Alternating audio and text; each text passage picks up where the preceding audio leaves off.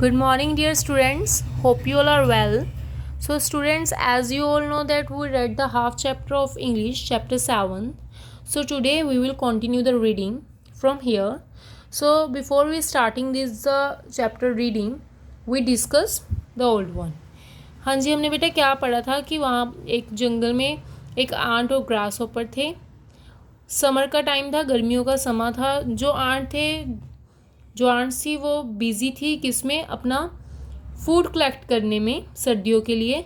पर जो grass hopper था वो बहुत ज़्यादा लेज़ी था, आलसी था, और वो पूरी गर्मियाँ क्या करता रहा, सिंगिंग कर रहा है, प्लेइंग कर रहा है, एंजॉय कर रहा था, और आंट्स का मजाक उड़ा रहा था कि वो बिज़ी रहते हैं काम में, एंजॉय नहीं करती.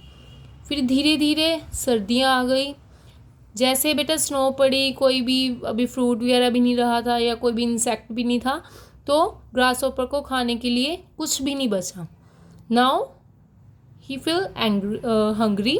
सो उसने क्या सोचा कि मैं अपने पड़ोसी आंट के पास जाऊंगा, क्योंकि उसे याद था कि उसने जो सर्दियों का खाना है वो पहले से ही स्टोर कर रखा है.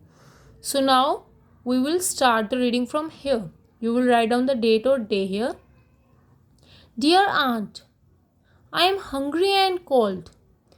I have nothing to eat.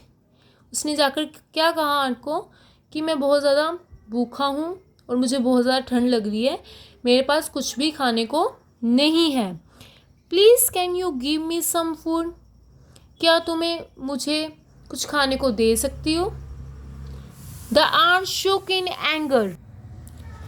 Lazy one, what were you doing in summer? उसने बहुत ही गुस्से में उसे क्या कहा कि तुम आलसी हो, तुमने पूरी गर्मियाँ क्या किया है. You were only singing and dancing. तुम बस गाते और नाचते रहे. You should have thought of the cold winter months that were going to come. तुम्हें जो सर्दियों के महीने आने वाले हैं उनके बारे में सोचना चाहिए. Go away, she shut the door. ये कहकर बेटा उसने अपना दरवाज़ा है जो बंद कर लिया. The lazy grass hopper was hangry and sad. हाँ जी बेटा, जो लेज़ी ग्रास हॉपर था वो बहुत ज़्यादा भूखा और दुखी था. However let me share a secret with you. हाँ जी, इसके बाद मैं आपसे एक सीक्रेट है जो शेयर करने जा रही हूँ. The aunt felt that she had been very harsh with the grasshopper, so after some time she called him in and give him some food.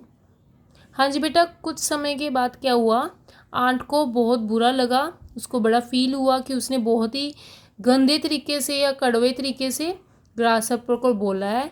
तो कुछ समय बाद उसने उसको अपने पास अपने घर बुलाया और उसे कुछ खाने को दिया. The grasshopper then promise to work hard and never be lazy. तो जो ग्रास हॉपर है उसने प्रॉमिस किया कि वो आगे से कभी भी आलस नहीं दिखाएगा और प्रॉपर काम करेगा. Okay, after that here are tick the correct. What did the grasshopper do in summer. Grasshopper ने बेटा गर्मियों में क्या किया. sang songs and played, collected food और worked hard. So the answer is sang songs and played. उसने बस गाने गाए और खेला. Second is the ants stored food for the cold dash. ants store किसके लिए कर रही थी food, winters के लिए. So you will take here. So on the next page, part C, given below the 8 sentences, read the story once again and number these as they appear in the story. Number them as they appear in the story. So beta, here are some sentences. If you want to read the whole chapter, after that you will do this activity, then you can. Otherwise you know the sentences.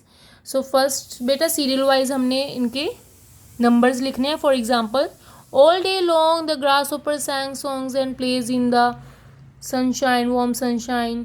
उसने सबसे पहले सो बेटा हमने rearrange करने हैं numbers को. First sentence कौन सा आएगा, then second, then third, So you will rearrange the numbers, okay, and put on the box. Thank you.